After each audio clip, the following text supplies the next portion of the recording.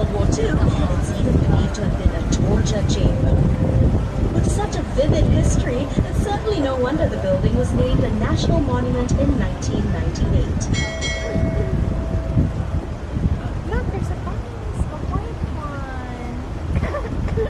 Oh, look, there's another bus over there. Oh, and there's a yellow bus. Oh, so many buses in this area. This is amazing. Does that include buses? Or it's just for MRT? MRT. Or, I'm interested in MRT, so.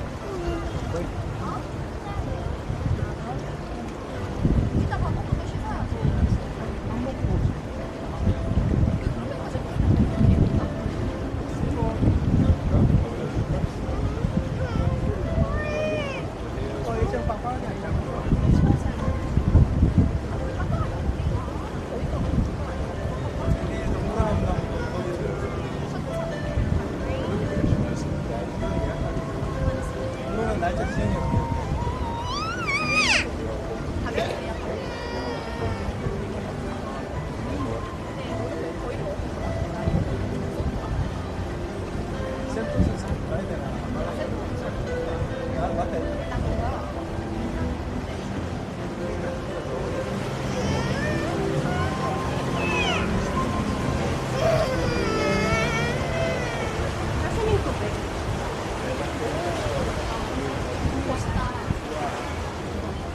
Oh, look at this. So beautiful.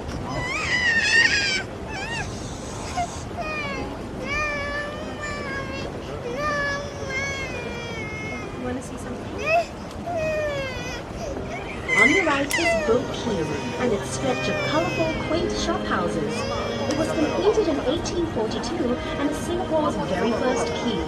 At its peak in the 1860s, Boat Quay handled 3/4 of Singapore's total shipping business.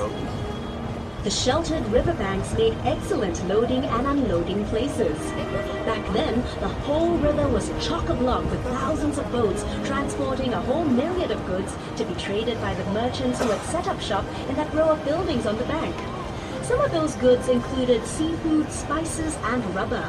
The precious cargo was shouldered across gangplanks by immigrant laborers known as coolies, whose blood, sweat, and tears formed the very backbone of our nation's rise to prosperity. Wonder why all the shop houses are concentrated on just one embankment of Boat Quay? Well, legend has it that the Chinese immigrants chose to set up home only on the south bank of the river.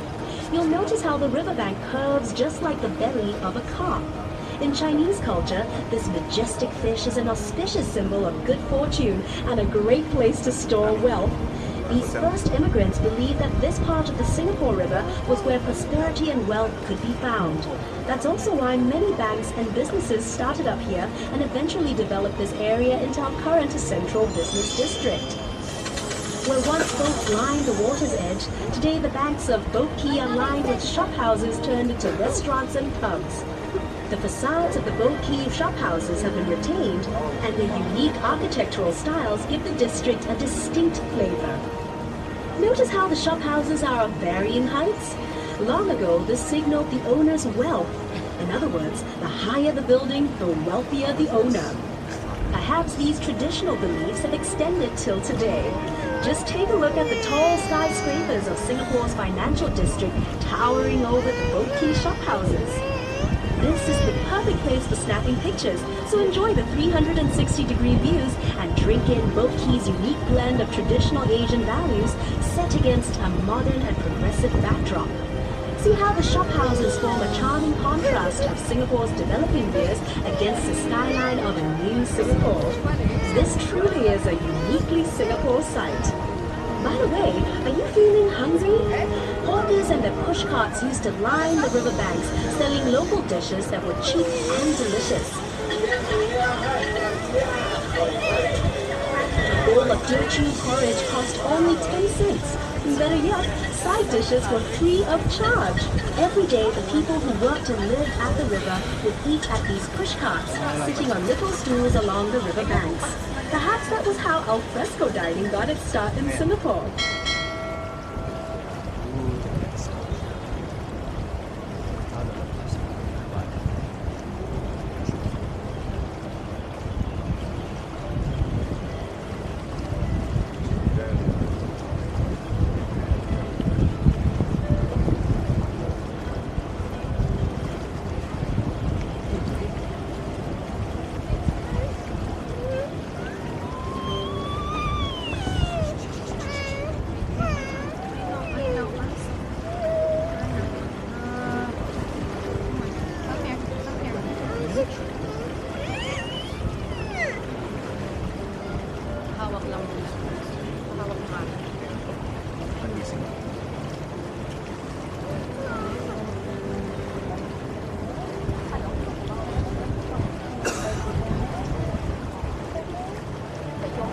Directly ahead is Kavanagh Bridge, completed in 1869 and named after Colonel Sir William Arthur Kavanagh, Singapore's last governor. It's Singapore's only suspension bridge to have retained its intricate original form. It was manufactured in Scotland, then shipped to Singapore later to be assembled. Unfortunately, the bridge was built too low, and boats had to wait for low tide before they could pass. So look out and don't forget to duck as we cruise under the bridge. Just kidding. Coming up on the other side of Kavanagh Bridge, you'll see a group of little boys jumping into the river. Don't worry about jumping in to save them.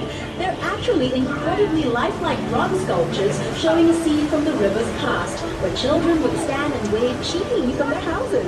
Very often, they would take off all their clothes and jump in for a cool afternoon swim.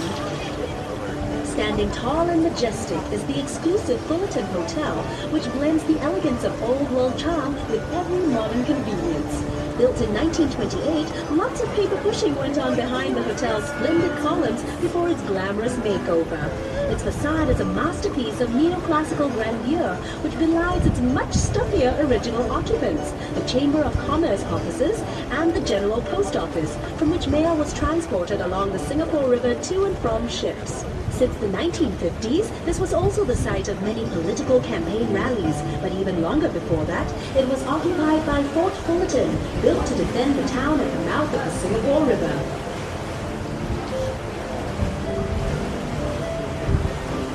This promontory to your right used to be home to the merlion, Singapore's half-lion, half-fish icon. The merlion stood guard here at the river mouth for 30 years before it was hauled by barge to its new home in the bay in 2002. As we make our way out into Marina Bay, you'll be able to see the merlion for yourself and hear all about its story.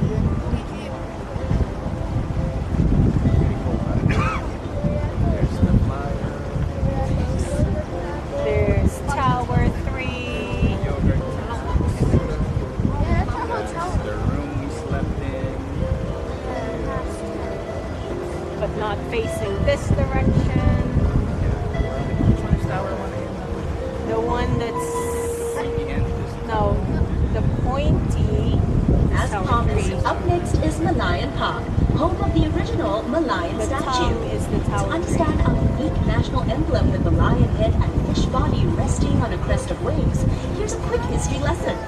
Singapore was originally known as the ancient city of Temasek, which means sea town in Javanese. But according to legend recorded in the Malay annals, Prince Sang Nila Utama renamed it Singapura, meaning lion city in Sanskrit, after he spotted a lion on its shores. The lion's head represents the lion spotted by the legendary Sang Nila Utama, while its fishtail symbolizes Temasek and Singapore's humble beginnings as a fishing village. Measuring 8.6 meters high and weighing 70 tons, the Malayan sits on reclaimed land looking out to sea. She attracts millions of visitors a year who make the trip to Malayan Park to photograph this world-famous icon at her new home right here in scenic Marina Bay. Take a peek behind the Malayan and you'll see a baby Malayan. Believe it or not, its scales are made from pieces of porcelain repurposed from spoons, bowls, and plates. Next to the Malayan and her cub is a luxurious lifestyle dining and waterfront hotel hub known as Fullerton Heritage that blends exciting futuristic projects with the older colonial landscape of Singapore. To your right is Clifford Pier, which was built in 1933 as a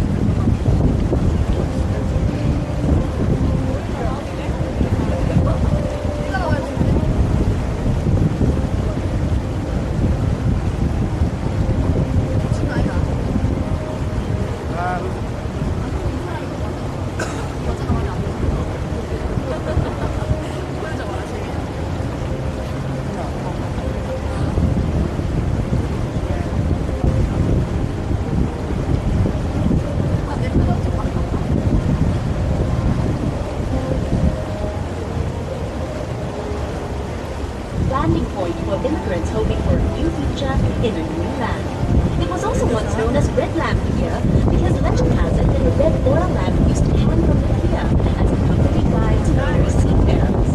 Mindful of its rich historical past as a bustling trading post and gathering place for food and entertainers, Clifford Pier has been carefully conserved and now serves as the lobby of Fullerton Bay Hotel.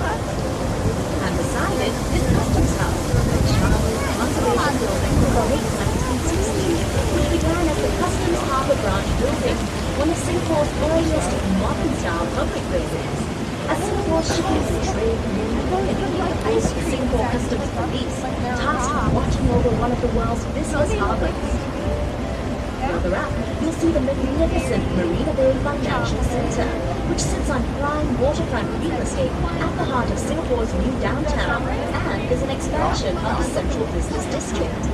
Arguably the crown jewel of Marina Bay, this purpose-built financial center combines the best in form and function, blending office towers, luxury apartments, and retail space, making it one of the hottest places to live, play, and work, as befitting Singapore's position as a global financial, residential, and entertainment hub.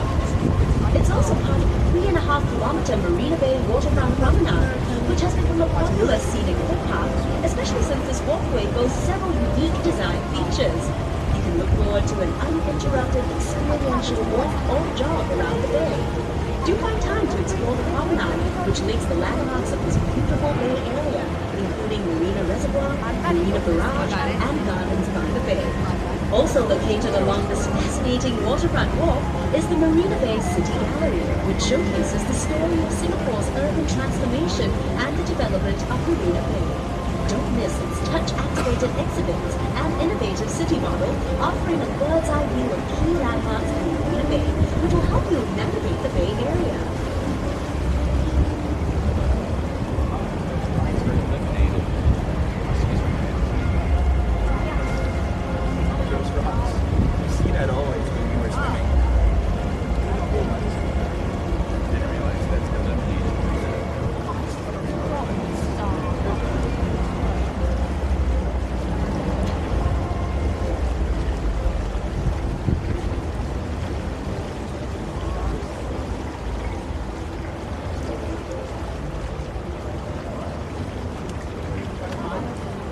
So it's an upgrade to have the baby.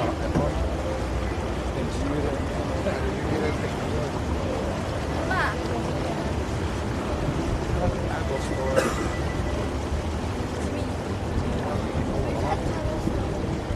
Of course, that tunnel is still there. How can it go anywhere else? No, because that's the bay view, not the garden view. See, it got stuck.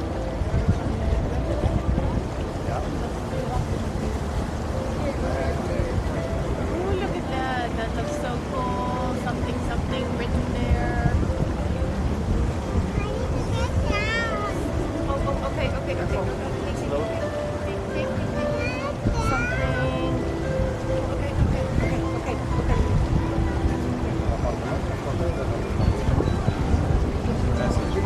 My next, I'm trying to read. It says red rum. It's not red. Nothing. Don't worry about it. Don't worry about it. No. Red rum. As we cruise round Marina Bay and begin making our way back down the Singapore River, have a look to your right at a Singapore landmark that really needs no introduction. It's the iconic Marina Bay Sands Integrated Resort, featuring a casino, hotels, and convention center, world-class entertainment and retail shops, all housed within award-winning architecture that resembles a ship atop 3 towers. Notice also the palm-shaped Arts and Sciences Museum and the unique Felix Bridge. This 280-meter engineering marvel has been modeled after the structure of DNA and was inspired by the Asian concept of yin and yang, built to bring wealth, happiness, and prosperity to Marina Bay. This bridge will also link you to another awe-inspiring attraction, the Gardens by the Bay. Spanning 101 hectares, this award-winning super park is home to over 250,000 rare plants from all over the world. Enjoy the lush outdoor gardens, huge climate-controlled dome conservatories, and the towering futuristic super trees, which you can even see from this distance. They're essentially vertical gardens, measuring up to 16 stories high and linked by suspended walkways with stunning views of the entire park. Living up to their name, the super trees also collect rainwater, generate solar power, and are venting ducts for the park's conservatories, which encapsulate the cloud forest and flower dome. Do you notice that the water here is very calm? This is due to the Marina Barrage, which is a dam built across the 350-meter wide Marina Channel. And it heaves out the seawater to create Singapore's first reservoir in the city, a vital source of fresh water and flood control. The Marina Reservoir is Singapore's 15th reservoir. It has the largest and most urbanized catchment area at 10,000 hectares, or 1/6 the size of Singapore. Just imagine, we're now literally floating in drinking water. That's the very same stuff flowing out of your tanks. Cruising out into the bay, you couldn't have missed the giant wheel in the sky. That is the Singapore Flyer, a sky-scraping observation wheel that measures 165 meters tall, that's 42 stories high, and 150 meters in diameter. That's about the length of 87 Singaporean men lying head to toe. The wheel carries 28 city bus-sized capsules, each allowing up to 28 passengers, which means that at any one time, the Singapore Flyer can transport 784 passengers per revolution, which takes about 32 minutes to complete, rotating at a smooth speed of 24 centimeters per second. This engineering wonder provides breathtaking panoramic views of Singapore and the islands beyond. In fact, from on board, you can see up to 45 kilometers away. That's 3 kilometers more than the entire length of our island city. You'll also notice to your right 2 curious cyclodomes unique only to the Esplanade, theaters on the bay. Because of its resemblance to the king of fruits, it's been affectionately nicknamed the Durians. No worries here. Quite unlike its pungent namesake, the Esplanade Theatres on the Bay attracts hordes of hungry culture vultures, eager to taste of its many blockbuster productions. As the region's premier performing arts and entertainment centre, it boasts superb facilities, showcases world-famous musicals, and features popular homegrown events like the Mosaic Music Festival. And to really top it all off, the Esplanade breezy rooftop garden offers up more unrivaled views of the city and bay.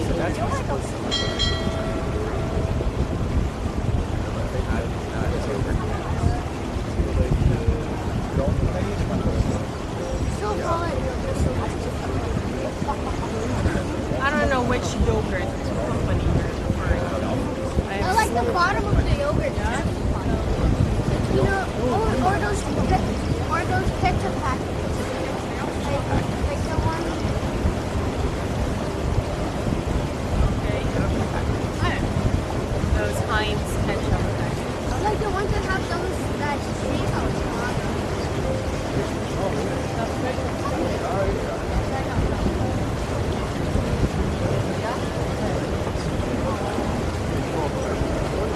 Let's take a quick picture with the Marina Bay.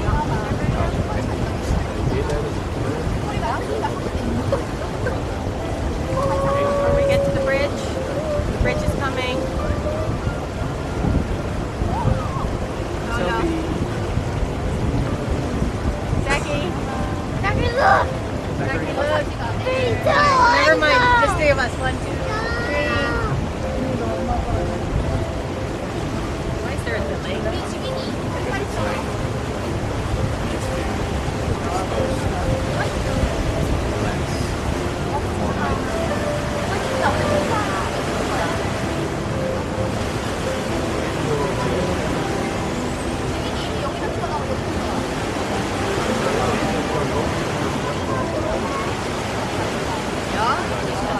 The green area to your right was once lined with lovely European-style houses that brought to mind the fashionable elegance of London's Mayfair. No wonder the Esplanade was a popular place for European settlers to see and to be seen. Back in the old colonial days, they would emerge from their houses to stroll along the Esplanade every afternoon. Met up. Here they would enjoy the sea breeze, exchange gossip, and perhaps even indulge in a little innocent flirtation.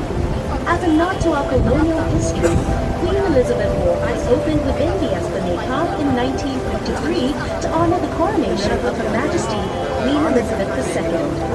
If you have the time, this park will take you on a pleasant, meandering walk through the park to other interesting national monuments.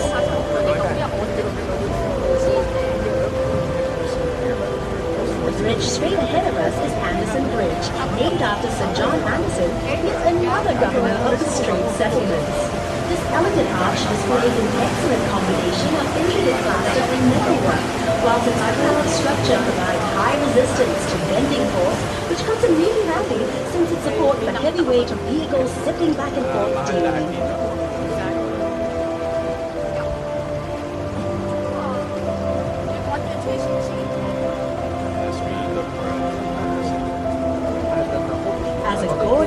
contrast to the skyscrapers that now mark the Singapore skyline, just look to the right and you'll see sitting grandly before us 3 beautifully preserved buildings that commemorate Queen Victoria, the Empress of India. The Victoria Theatre and Victoria Memorial Hall, which features the clock tower, are both historical monuments dedicated to the performance arts. Right next to them is the Empress Place building, which was constructed in 1907 entirely by convict labor. Previously known as the government offices, the Empress Place building is now also a national monument and home to the Asian Civilizations Museum.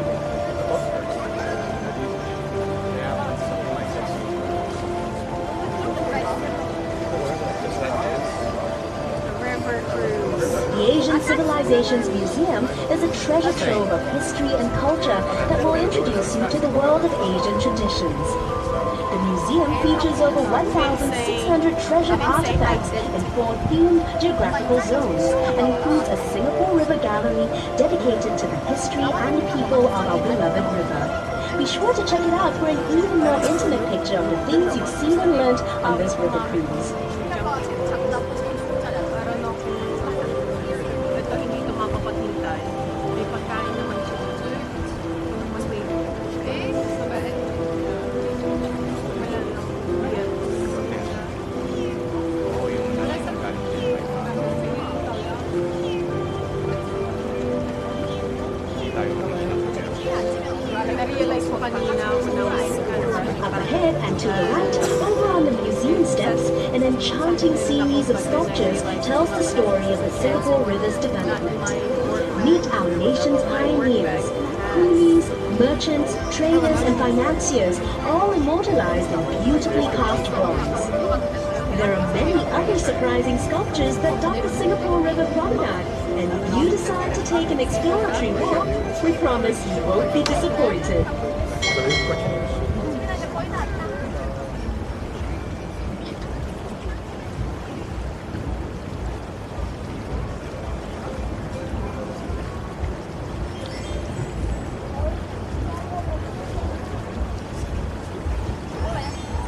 Over on the right bank, you may have noticed a fine fellow cast in blinding white plaster.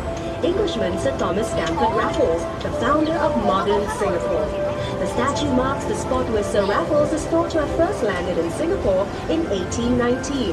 Back then, Singapore was only a sleepy little fishing village, but Raffles saw enormous potential due to her location along the main shipping route between India and China.